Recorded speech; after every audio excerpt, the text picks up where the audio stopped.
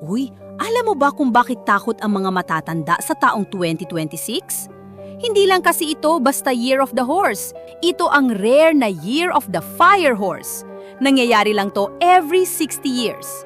Last time, 1966 pa.